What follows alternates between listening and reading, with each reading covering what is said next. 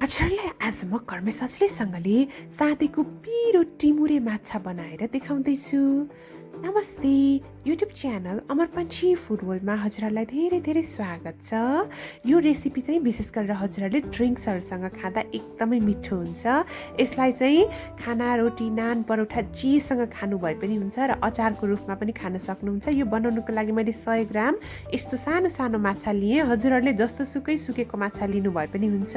आजको रेसिपी 2 जनाको लागि बनाउन जाँदैछु। त्यसको लागि कागती आधा लिएँ, हरियो खुर्सानी 2वटा चाहिन्छ, एउटा प्याजलाई मैले काटेर 1 चम्चा जति युज गर्दैछु र धनियाँको केही पत्ताहरू चाहिन्छ। हामीलाई पिरो रातो खुर्सानी आधा चम्चा चाहिन्छ, नुन आधा चम्चा जति लिएँ र सोया सस आधा चम्चा लिँदैछु मैले। र त्यसका साथसाथै टिमुर 10वटा लिएँ, रातो खुर्सानी पिरोवाला 3वटा लिएँ र केचप मैले 1 चम्चा लिएँ। हजुरहरूसँग केचप छैन भने टोमेटो प्युरी वा गोलभेडाको प्युरी लिनु भए पनि हुन्छ।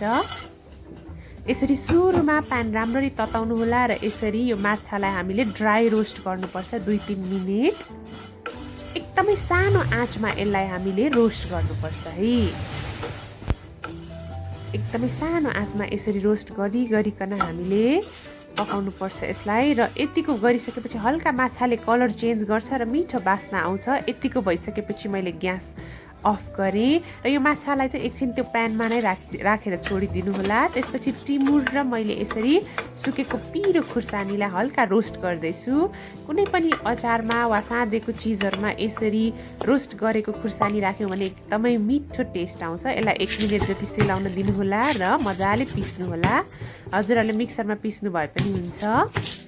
1 मिनेट सेलाइसकेपछि मात्रै पिस्नु होला है। त्यसो गऱ्यौँ भने पिस्न एकदमै सजिलो हुन्छ र क्रन्ची भइसक्छ यो चाहिँ खुर्सानी र टिमुर दुइटै। र अब भने म हजुरहरूलाई साँधेर देखाउँदैछु। यो माछा एकदम क्रन्ची भइसकेको छ र यसरी अघिको मैले पिसेको मसलालाई पनि राखेँ, नुन राखेँ। नुन चाहिँ आधा चम्चाभन्दा अलिकति कम युज गरेँ मैले, किन भन्दा सोया ससमा पनि नुन हुन्छ। मैले सोया सस पनि राखेँ, डार्क सोया सस।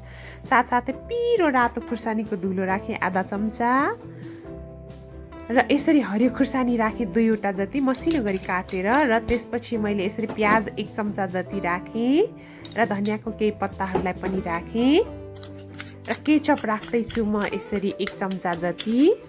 एकदमै मिठो टेस्ट दिन्छ केचपले पनि। गुलियो गुलियो पिरो पिरो र अमिलो अमिलो हुन्छ यो चाहिँ। सुरुमा कागती राख्नुभन्दा अगाडि यसलाई एकदमै राम्रोसँगले यसरी चलाइदिनु होला।